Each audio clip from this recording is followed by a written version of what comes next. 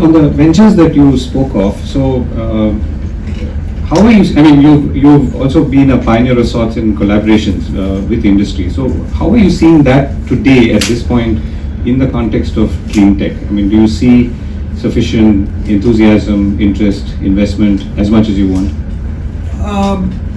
Certainly not. In that sense, even I don't like to be critical, but even putting an aim of 2070, people have pushed it out. I think, yes, I have no problem with 2070 aim. I think industry needs to push it a little bit. Industry is too comfortable. Solar is happening. There is an attempt to try to can we do solar cell manufacturing. Today, solar cells are all imported from China. Can we have alternative? This is something of huge concern. When I even went to US, I went around to try to talk to everybody that why have you allowed solar cell industry to die in US and it is dying out in Europe. We found that there is one company, First Solar, which was using different technology, cadmium telluride instead of silicon, and therefore Chinese had not devoured it. I'm nothing against China, I'm not talking anti-China, but simply because if one country dominates something, it's not good for the world. So, in fact, I went to First Solar to try to bring them out here.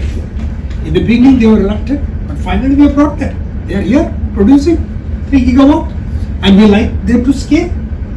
We are also starting to see where in silicon solar cell, we have identified some niche where India can win vis-a-vis China, and we are.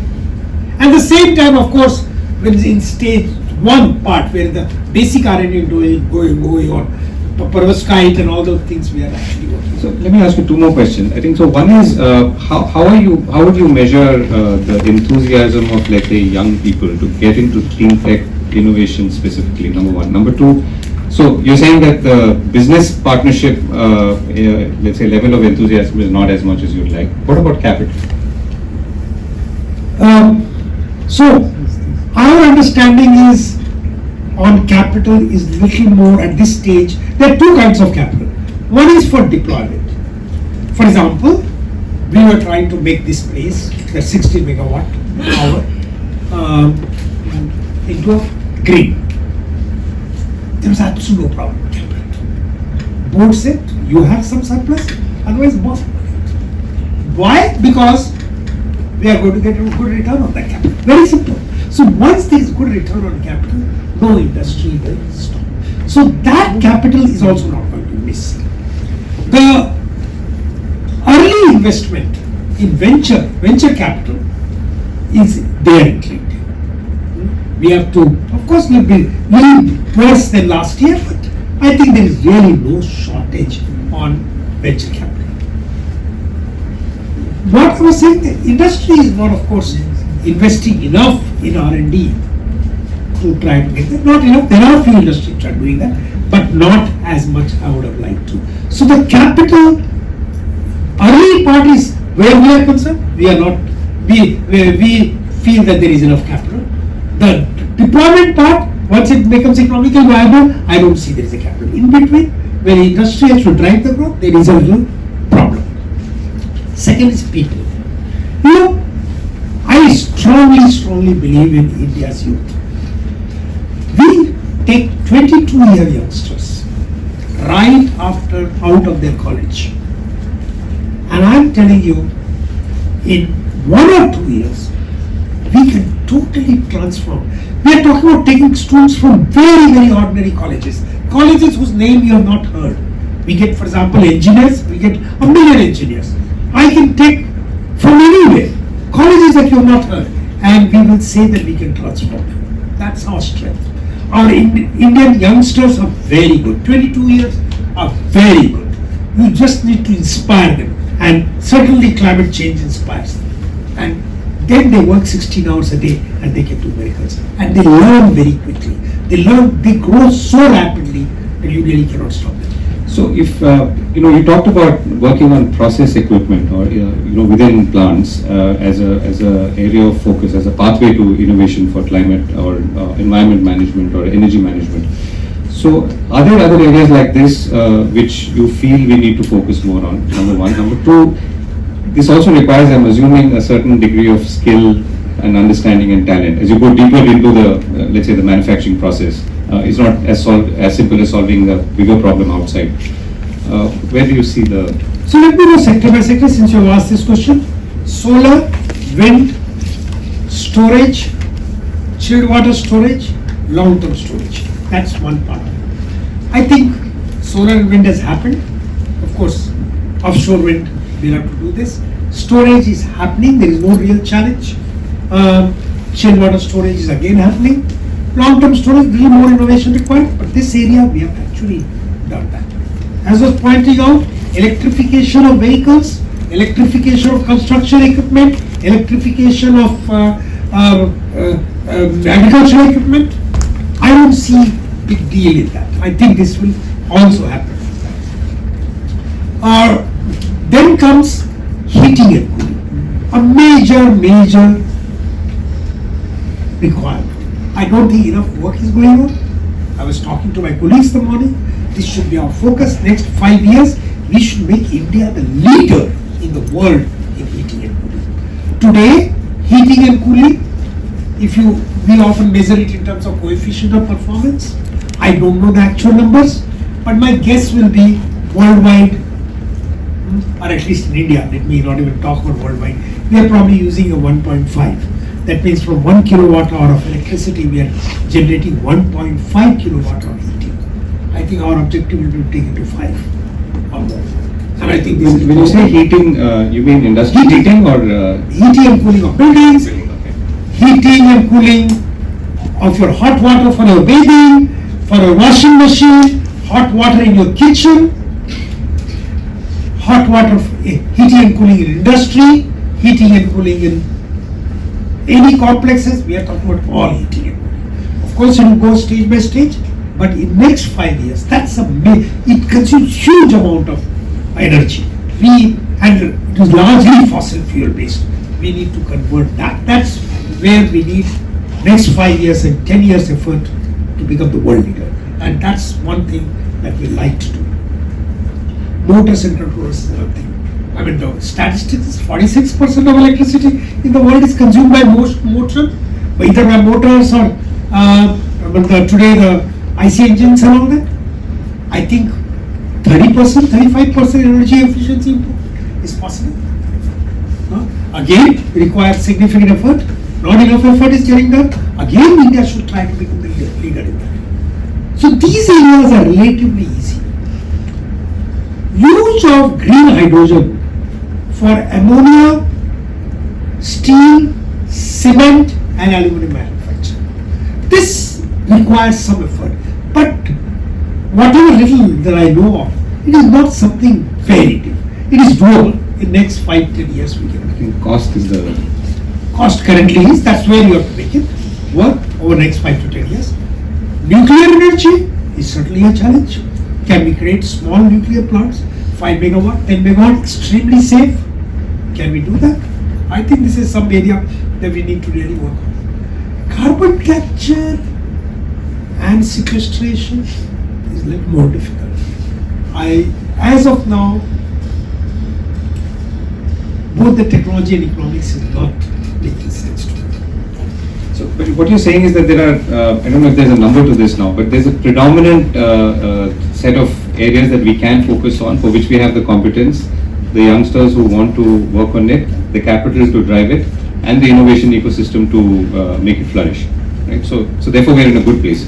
So is there a sort of wish list or ask after all of this for you at this point, in the context of clean tech? Last question. I think there should be a major focus of CSR in India on clean tech R&D. Today's R&D, when you have CSR, sure your companies have CSR. You think CSR is for, of course, social good, but R&D is very, very important component.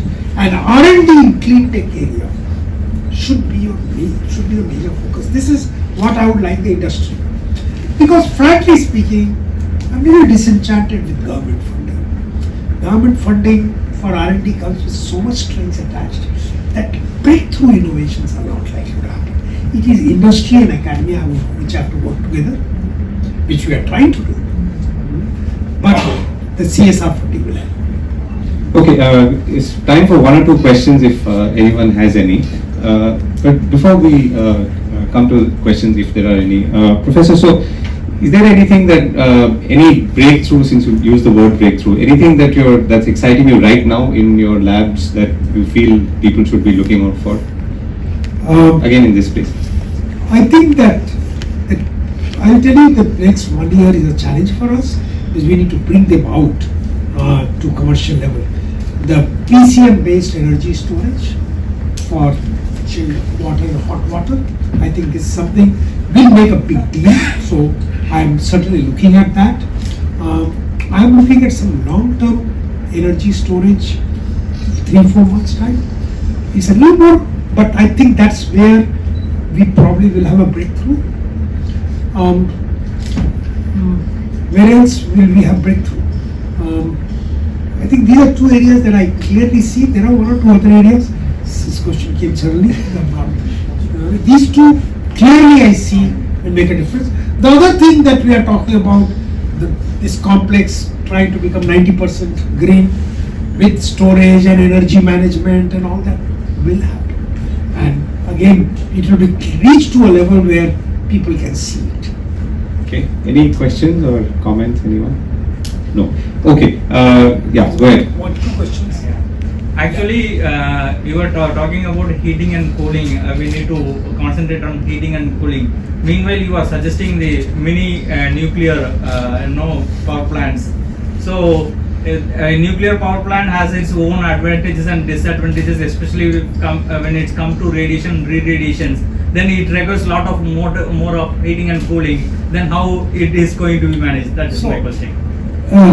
If you remember, I talked about nuclear power plant as a little longish term. I think we've started some work, but it is not for the next 10 years. So it will happen. Now, can we make extremely safe something where waste can be handled, small, modular, micro nuclear power plant? France has done some excellent work in that. Can we do it in a manner that it can be mass manufactured? Now, mass manufacturing basically, I have a gut feeling that we can bring down the cost by a factor of 3. If you make 5, 10, that doesn't, 20 plants, nothing else. Can I do 10,000 plants of 5 megawatt hour? Now, if we do this, we'll integrate with heating and cooling, such that all the heat generated will also be used. Suppose I am able to put a 5 megawatt hour power plant, nuclear power plant, extremely safe out here, let's say in the area just beyond this. Can I use the heating and cooling for this place at the campus? So one has to take into account. But this is very futuristic technology, so I won't be able to answer more than that. But certainly that's the direction that we need to work on. And we'll hear from the Consul General of France later in any case. Yeah. Just following on your point about the government, the recently passed research bill, do you have a view on, and the ambition is 50,000 crores of R&D spending, do you have a view on what needs to be done to make this actually work? How much is a CSR, total CSR in India? Does anyone have any number? 18,000 crores. 18,000 crores. Can we start by saying 10% of that will be on R&D? 10%? I think that will be extremely good beginning. We don't even need that much. But you can start know, with 5% and grow. And this 18,000 crore is with the current economy. In 7 years, we'll double our economy. Our industry is going to grow faster. Actually, this is just the listed numbers. So, I think, yes, I'm sure the government can fund, but the government has to learn to fund with less strings. One more question, Professor. Actually, regarding the research, how much quality research is being evolved, being done in India regarding especially on green technology or any other technology? What's your opinion on You that? know, one of the things, this can be used to beat us up, this question, and can also emerge as an answer. Unfortunately, we don't, over last 50-60 years, we don't have too much to show where R&D has been taken all the way to scaled commercialization. But, well, this is the time when India was getting ready, educating its best people and all those kind of things. Today, this research park is there for last 10 years. You see the amount of things that we have done. This is not a funded place. We took some seed funding, borrowed rest of the money from the bank, built this up. For our incubation, we are not funded. Our total funding for our incubation would have been less than 1 crore rupees. We have generated today companies which are probably their value is close to 50,000 crore rupees. Now that is certainly because we have taken R&D to commercialization. Now, is this enough for India? Certainly not. This is the beginning, so these questions are natural. But the next 10 years, if this same 50,000 crores becomes 500,000 crores, or even 2 or 3 times more of that, I think these questions will no longer come, and they are hoping to do that. This will require much more effort. This is one place I think we require much more. Thank you. Good morning. Thank you so much, Professor. I want to stop the next. Statistic that half the building need aren't yet built, so we're going to end up doubling building for the next 10 years. What do we need in both the construction and the operation of buildings greener, as well as how to make it more mass market? And in this context, in the example of electric vehicles, where India and China's electric vehicles growth is different from what happened in the US, where it tended to start from the top end. In both these geographies, it started more mass market than otherwise. So, buildings, all things buildings. Yeah, buildings actually have a very important role in this whole equation, simply because of the sheer volume of construction that's going to happen in the next 30 years in India. To be honest, even though we've been talking about green buildings now for about 15 years in India, we've not even touched the tip of the iceberg. There's less than 2 or 3% of the entire built environment that's pursuing green in the real sense. So there's a long way to go as far as embracing green designs and technologies and operations are concerned. But having said that, I think that we're also sort of getting into it at the right time, that we're yet to build a good amount of our building stock, and if we can build it right, it saves us a lot of issues. We don't have to do the same thing that the West did. We're struggling for buildings in the US still in boilers, and we're still trying to get out of gas-based systems, and to move to even electric is difficult, but we can get it right. But the challenge that we have is also, like you really said, mass market. We are still trying to build buildings the conventional way. We are heavy on cement, steel, and conventional methodologies and materials. These are all high carbon intensive industries. No matter how efficient our building designs have, you're still consuming high carbon materials. So we have to also start looking at probably innovative new technologies that can help us go zero carbon right from day one. So we're talking of prefabricated structures. We're talking about newer materials like carbon fibers, other technologies, rather than going the conventional cement and steel way. R&D is happening, but not to the level that we would ideally like that to happen. The other big challenge we have in the construction industry is almost 60% of our building materials are imported still. If you look at, apart from steel, cement, even glass, for example, some of them have, but essentially a good portion of our construction materials are still coming from China, other parts of Far East, Indonesia and elsewhere. So again, this dependency on construction materials from industries and countries is going to be a big challenge and a limitation. They're also carbon intensive. We also contribute to carbon emissions to transportation. So again, R&D innovation has to happen to sort of have a make in India approach for construction materials and technologies. That's going to be, I think, the crux of the next 5 years of our effort to try to become low carbon first before we even go to zero carbon. So the 2-3 areas that we need to look at is the kind of buildings we put up. Can we put them in a better way? Can we use materials that are local, low carbon compared to selecting again high carbon materials from the west or elsewhere? And of course, in terms of our designs itself, to be more energy efficient. Today, we still have a lot to do in terms of energy efficient building designs. We are still again sort of starting off using what the West is doing as a base and then trying to improvise and improve on it. We might have to relook at what kind of buildings work for our climate, for our environment, and start reinventing designs in a modern way. So there's multiple areas that we need to work with.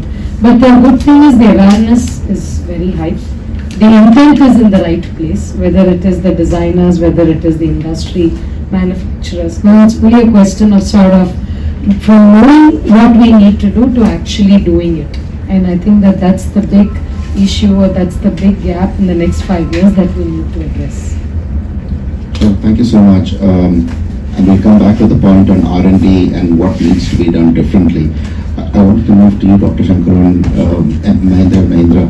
I don't know how many of you know, but last year we sold 1 million electric vehicles in India. Cars, scooters, three-wheelers. Mahindra, coincidentally, made a large number of those.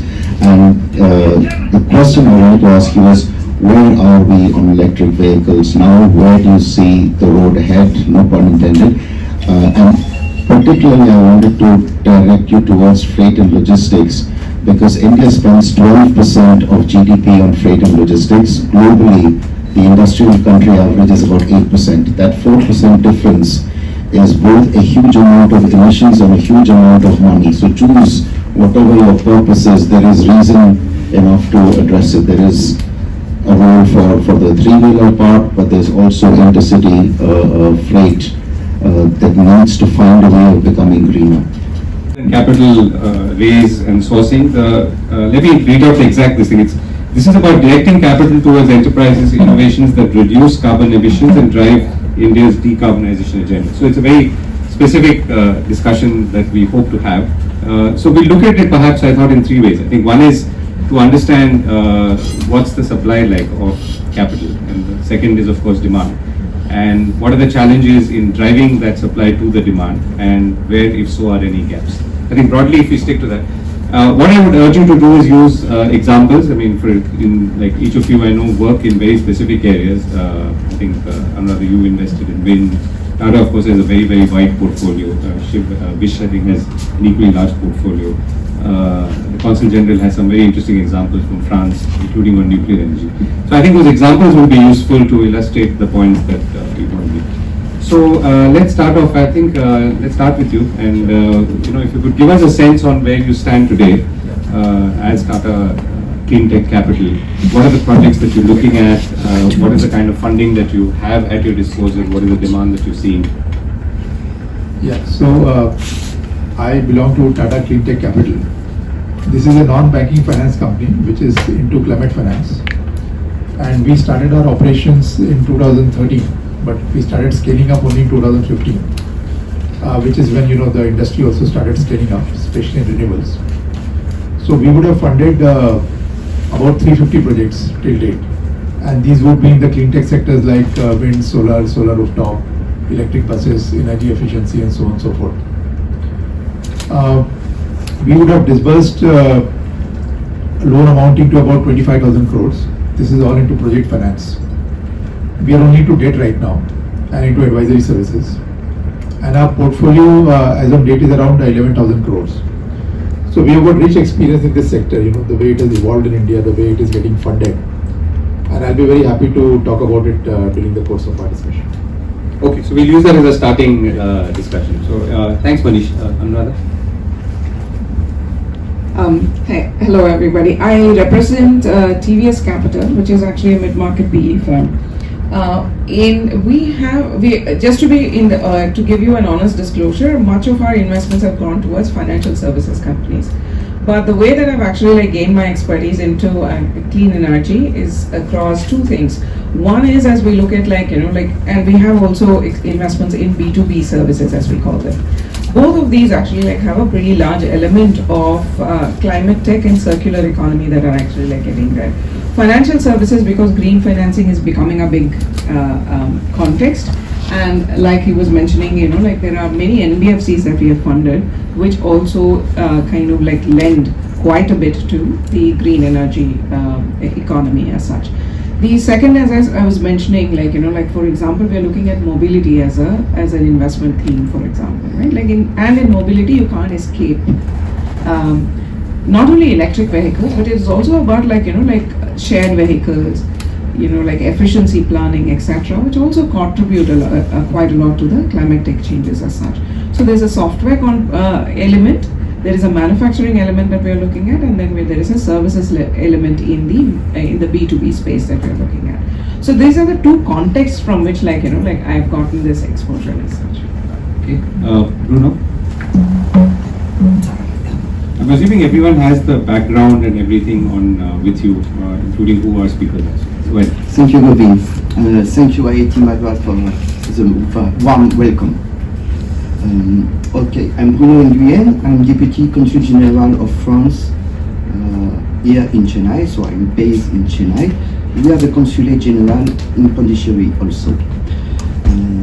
About France and India, I will see some word of general context between France and India. As you know, this year is the 25th anniversary of the strategic partnership between our two countries. In July, the Prime Minister, Mr. Narendra Modi, was guest of honor for our National Day. And at this occasion, it was a good opportunity to reaffirm this partnership. When people say strategic partnership, they are immediately thinking about defense. But partnership, in fact, is not only defense. It's economic, it's education, it's culture, it's everything. So, at this occasion, when Mr. Modi was in France, we reaffirmed the protection of the planet. That's the first one. And the second one is the just transition, and we reaffirm also the economic link. In this field, we have a special agency called French Development Agency, who is working here in India. And with this French agency, the French government invests a lot in India in the sustainable project. That's one way to invest in India. The second way is this agency has a special branch. It's a bank branch who help the private company. It's not institutional. It's directly to the private company. For example, currently, this branch, the bank branch called Proparco, will lend 20 million euros to the Tamil Nadu company here, which is involved in the solar panel. And the third way of investment is the private investment. We have almost 700 French companies or subsidiaries here in India. And due to the Indian market, it's easier for the French company to invest in India than to export to India. So they open companies here in joint venture or directly the French name brand company in India, and they invest directly. So at the instant, we have a good friend from Saint-Gobain. If you have the opportunity to see the plant, is amazing. Why? Because they are completely independent in the water. The water system is a recyclable water system. They use a solar panel, so it's 100% independent from the energy. And they have also a urban forest very close from the plant. That, I think, is a model of the company here. Okay, thank you. Vish? Yeah, thank you. So, we go by Forge Innovation and Ventures, but really what we are is a vertically integrated incubator. Everything from lab to, with all the tools for rapid industrial grade prototyping, to investment, innovation grants, incubation, acceleration, all the way to seed investments and growth. Our core philosophy is to look at startup innovation to drive industrial transformation. So we focus exclusively on industrial tech startups, both digital technologies as well as what we call core operational technologies. So climate change, whether it's climate change reversal or climate change resilience, are very important areas for us to focus, because the industries that we work with, whether they are large companies like Saint-Gobain or the millions of smaller factories, they play a huge contribution to both climate change reversal as well as to resilience. Of course, when it comes to resilience, we're also expanding into topics like, for example, resilient agriculture, resilient fisheries, urban and coastal communities to be more climate resilient. So what sort of industrial technologies, products, solutions can actually address some of these challenges? That's been our focus areas. The close to 200 startups that we carry in our portfolio concurrently, I can count at least 20 to 25 of them who work in all of these, everything from, Professor To spoke about, energy generation to energy efficiency to energy storage to energy, of course, emissions, whether it's for mobility or whether it's for mechanization. We have startups that are looking at addressing each of these sort of areas, right, where you're really translating technology, both digital and operational, into sort of operating capabilities, right? So that's sort of the very broad spectrum from which I would be commenting on this topic. Yeah. Okay, so as we dive in, let me start off with you. Sure. Give us a sense of what the capital flows that you're looking at in terms of what you want and what you're getting. Yeah. So let me actually put up sort of context to it, right? See, venture capital, the way it works is, and it should, and I'm not complaining here, and I'm saying venture capital should put money into technologies and solutions that have obviously found product market fit, which we all understand. But what it really means is that it's already become a category, if not a commodity, right? It can sell. Now, all the stuff that we're talking about today is pre that. We're looking at lab to market, and we're looking at stages where they go from doing multiple projects to becoming a solution, to then sort of emerging into a product which has repeatability across customers, across use cases.